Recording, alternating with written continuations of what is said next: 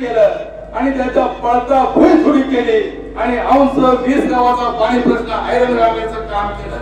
हेच काम विजवली आणि सर्व परिसरातील गावातील आता तुम्ही त्यांच्यावर कसलंही विसंबून राहू नका. तुमच्याकडे असणारी मंडळी देशमुख साहेबांचा सारखा तज्ञ माणूस जो पाण्यामध्ये आणि सर्व सरकारामध्ये काम केलेला माणूस आहे, अशी माणसं का तुमच्याकडे आहे? मला विचार पडतोय. त्याला कापड घातली तर आपण दुसऱ्या दिवशी म्हणतो ही मंडळी टाकून द्या. 15 वर्ष झाली तरी देशमुख साहेब तीच कापड, किती बी मळली तरी गेली तीच माणसं जाते. ती कमाल आहे. आता तरी शहाणा व्हा. पण बटणं तुटली झाली आणि म्हणतो भाऊ शिवाय काय चालणार. कारण कसं भाऊ शिवाय चालणार. आम्ही बी त्या तालीत बसलोय. तिथं बसलेली मागं मंडळी सगळी आहेत. पारगावची पैलवान मंडळ आहे, आमचे तुमटेची मंडळ आहे. आणि महाराष्ट्र केसरीच्या लायकीची पोर असणारी हा गाडगे साहेबांसाठी जीवात जीव होतायसाठी राबणारी मंडळ आहे. त्यांनी कधी लग्न लावले आम्हाला माहित नाही. आणि आम्ही 7-7, 8-8 वर्ष नॅशनल केलं, कधी नाव माहित नव्हतं. परवाच कुणीतरी भाग 2, भाग 1, भाग 3 मालिका सुरू केली. म्हणजे एखाद्याचे काय झालं मेल्यानंतर सुद्धा आपल्याला जिवंत करतात. महात्मा फुले सारख्यांचे विचार आपल्याला दिसतात. सरसेनापती प्रतापराव गुजरांचे विचार दिसतात. संताजी धनाजींचे आपल्याला सगळे विचार दिसतात. शिवाजी महाराजांचं नाव 350 वर्षानं सुद्धा दिसतं. तुम्ही चांगली कितीही कापडं घातली तरी तुम्ही मागं केलेलं काळं गेलं मात्र जनता विसरणार नाही. जनतेला फसवायची कामं केली पण इथून पुढे कायम बसतील असं नाही. कधी तुमच्या पाणी प्रश्नावर, कधी तुमच्या शेतीमालाच्या प्रश्नावर या बाजाराने कधी कायद्यासाठी आंदोलन केलं नाही, कधी स्वयंहितासाठी केलं नाही. फक्त गावागावामध्ये भांडण लावायचे काम केलं, भावाभावामध्ये भांडण लावायचे काम केलं. आपल्याला व्यक्तिगत पातळीवर बोलायचं नाही कारण वेळ फार कमी आहे. परंतु काय होतं, गड्याची भीती घालवणं महत्वाचं आहे. त्यासाठी वाटतं की काही लईच काय करतोय, लईच काय करतोय. काही करत नाही. तुम्हीच पळवून लावलं होतं, अजूनही लावणार आहे याची आम्हाला आता खात्री झाली.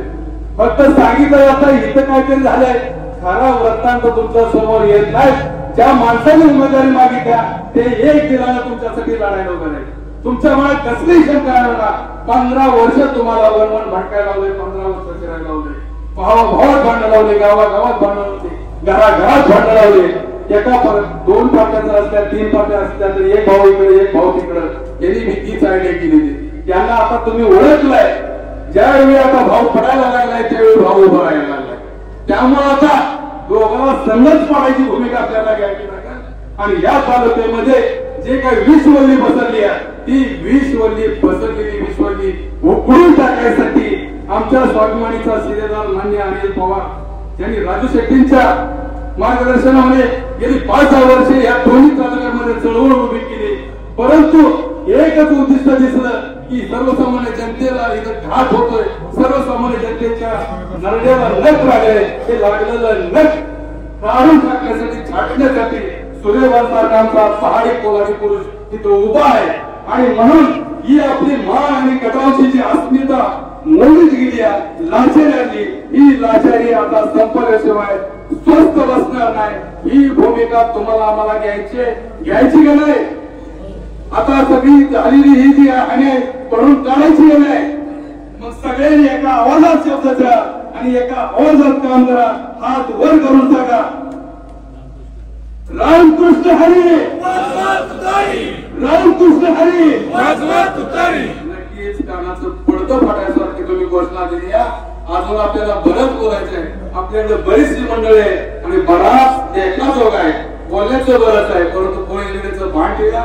आम्ही एक दिलानं काम करणारी सगळी मंडळ आहे आणि स्वाभिमानी यामध्ये सिंहाचा वाटा उचलल्याशिवाय स्वस्थ बसणार नाही. एवढीच तुम्हाला शब्द